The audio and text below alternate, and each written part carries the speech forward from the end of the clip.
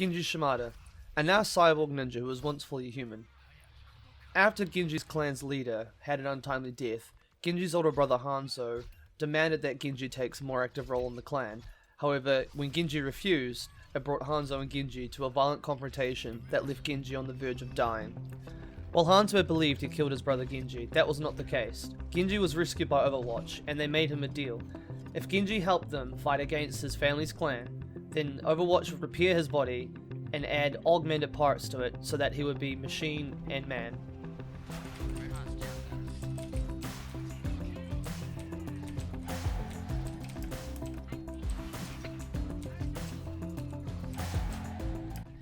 How's it going, everyone? It's Jewish Rebel here, and today I'm going to do something a little bit out of the ordinary and a little bit not my thing. Recently I got into Overwatch and the game hooked me in quite dramatically. I've been playing it a lot and I've been enjoying it. But one of the aspects about Overwatch that I really enjoy is that each hero is diverse and has a certain element of, or certain elements of abilities, and it makes them all unique. One of my favorite heroes, if not easily my favorite hero at the moment, is Genji. Genji is a cyborg ninja that has the ability to scale walls, throw shuriken stars, and do fast dashes with his sword, and also with his ultimate immense amount of damage if used correctly. But he's also probably one of the hardest heroes in the game to sort of master. The reason for this being is that he's quite fragile. He has only 200 HP, and that makes him an easy pick-off for people who do fast DPS up close, such as Tracer, or Pharah, or Soldier. Recently, since I got into Overwatch with my friends also, I've had a lot of questions about different heroes, not just Genji, but heroes in general, their abilities and how certain things interact with each other and work properly. One of the biggest questions I get in terms of Genji is his elimination resets, cooldown reset with his Can I just for once not be a fucking idiot? Anyway, as I was saying, one of the biggest questions I get regarding Genji is the elimination cooldown reset for his Swift Strike, and how exactly that works. Is the description, I feel, amongst others, doesn't quite perfectly describe how it works. But I'm going to be covering that later in the video. This tips and tricks video isn't going to be super in-depth. It's going to be a generalization over abilities, mobility, target prioritization, and combos. This is the first sort of tutorial tips and tricks video I've ever done, so I'm not too sure how this is going to work. If there's anything I do wrong or whatever, or if there's stuff I could have done better, please let me know in the comment section. Any feedback is greatly appreciated, as well as any questions you have regarding Genji or anything like that. I'll answer those as well. And if you guys want a better another video, or if you want other heroes done or anything like that, I can do that. I'm kind of enjoy this sort of thing, so it'd be nice to kind of put out my knowledge there for people to enjoy. Other than that, sit back, enjoy, and without further ado, let's get into the first topic of this tips and trick video, which is going to be Genji's abilities. Yeah, I want to get one for her. Genji has 4 main abilities, his shurikens making up 2 of these. His left-click shurikens fires a burst of 3 of them, each hitting for 28 damage per projectile. However, when leading a target or when moving, it can be hard to land all 3 shurikens on a target, because they all leave Genji's hand at a different time, which means there's a delay between when the projectile hits the target and when you fire. His right-click is a fan of shurikens, which essentially is like a close-range shotgun, because they spread out in a triangular arc, which means that at medium to long range, they're almost ineffective, but they can still hit a character or finish a character off if they're quite low health, if you get lucky, if you can aim it quite well. Genji's next ability is Deflect. Now, Deflect means that whenever anyone's firing projectiles at him, and the keyword being projectiles, Genji will deflect those projectiles back to where his crosshair is aiming. This can be anything from Pharah's rockets, to Soldier's Helix rockets, to Tracer's bullets, to even other Genji shurikens on the other team. However, Genji cannot deflect channeled abilities. By definition, that means things such as Winston's Tesla Cannon, Mei's Frost, or Symmetra's primary rate of fires. Deflect has a duration of 2 seconds and a cooldown of 8 seconds.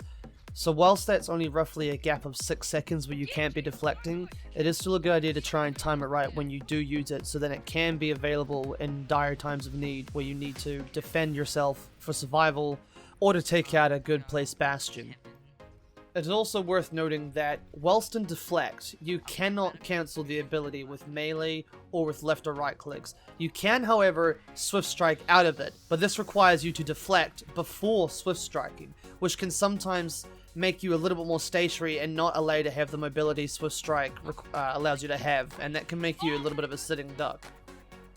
Genji's next ability, and arguably in my opinion his most important ability that makes him who he is Swift Strike. Swift Strike allows Genji to dart forward with his crosshairs aiming and do 50 damage through any foes he passes through. The range is 14 meters frontally and the cooldown is 8 seconds. Now, this is where a lot of questionability comes into this particular ability of Genji. It says in the description that eliminations will reset cooldown, and how exactly it does that is where I've had a lot of people asking me and mentioning, essentially showing a bit of confusion about this. So, with research and trial and error, I can officially confirm that whenever you get an elimination, regardless if you get the last hit on it or it's an assist, so long as it essentially says on your bottom of your screen, eliminated such and such, your cooldown for this ability will be reset. This is especially important to take advantage of during his ult, because essentially his ult will allow you to 2-hit weaker enemy heroes such as Tracer or Pharah or Soldier, and then every time you get a kill, even if you don't get the kill but you get an assist to move off to another enemy, you will for sure get a cooldown reset on that ability, and that allows you to be incredibly quick around the battlefield as well as be confusing to the enemy. I don't know about you, but I've gone up against good Genjis, and it is incredibly disorienting when you're amidst fight on a control point or something, and there's a Genji just darting around, creating mayhem to your team and doing mass amounts of damage. It requires a little bit of coordination for lockdown to actually get that Genji down. So if you essentially abuse the shit out of the Swift Strike cooldown, you're going to be a lot more effective, and that's probably the biggest tip for playing Genji that I could give anyone new at him or looking to play him, is keep an eye on that cooldown, and remember, whenever you see eliminated, muscle memory to essentially Swift Strike again, and you're going to see your game essentially probably double in effectiveness. And lastly, Genji's ult, the Dragon Blade, or the Katana. Basically, when you get your ultimate, you go through a small unsheathing animation, you pull out a sword that has 120 damage per swing, a max frontal range of 5 meters, and you can do 1 swing per second. The duration of the ult is 8 seconds.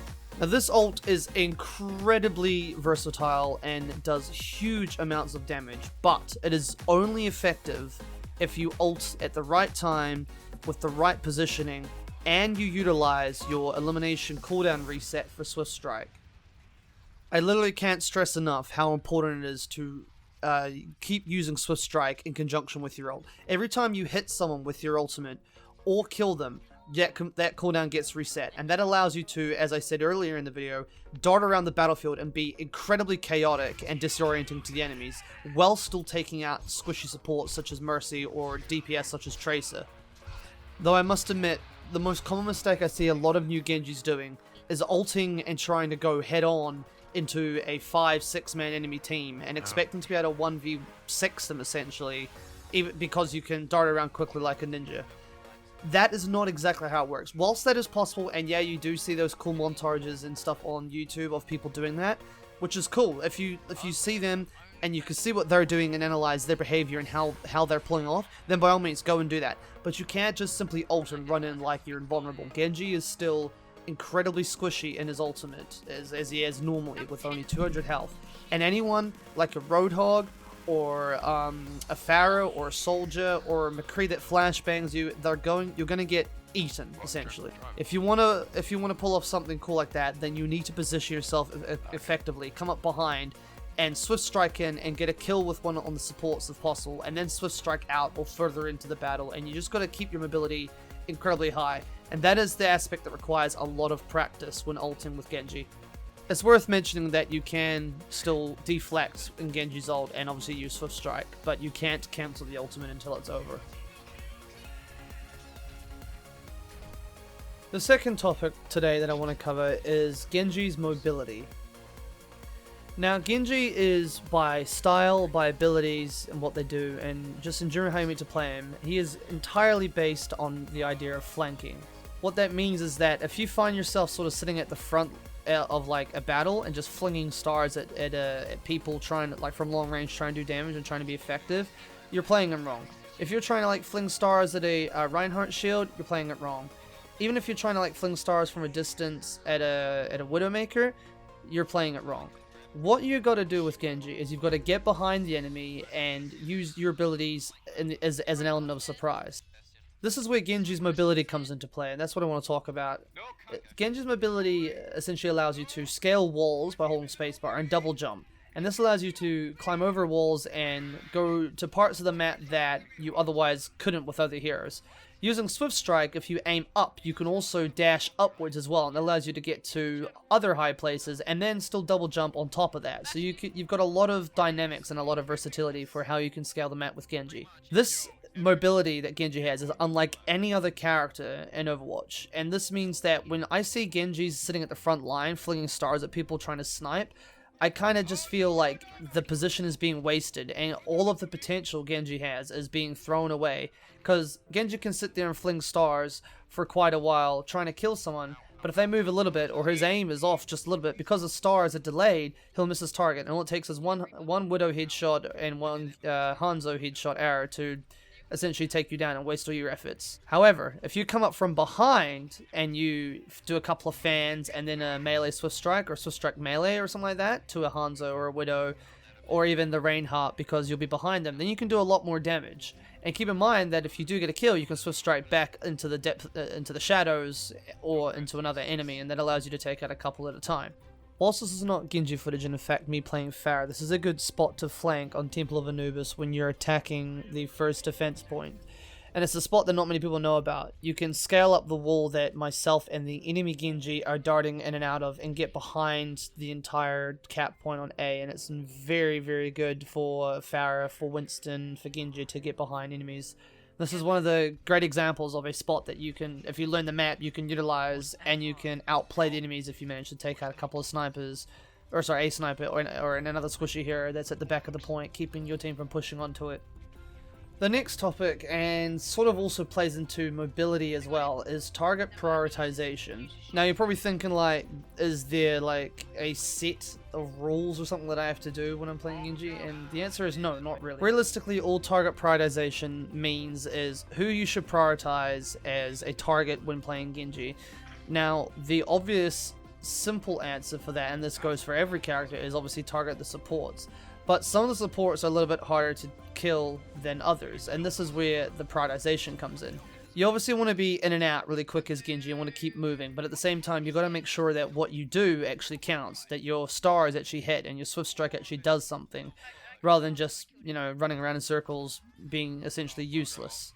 A very common target that I like to pick on when I'm trying to go for anyone at all is Mercies and Symmetras. They are and Zenyatas as well, sorry.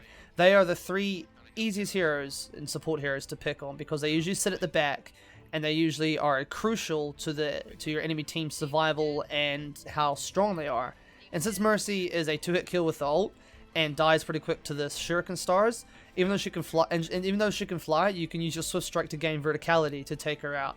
Her and Zenyatta are a bait for you. They're so easy to kill and they die very quickly. Next on your list would be anyone that sits at the back of the map and essentially makes it hard for your team to defend or to gain ground. So Widows, Bastions, Torbjorns, even Meis, people like that. Although I would recommend try not to take on a Mei 1v1, because if she freezes you and then right clicks you in the head, you will die.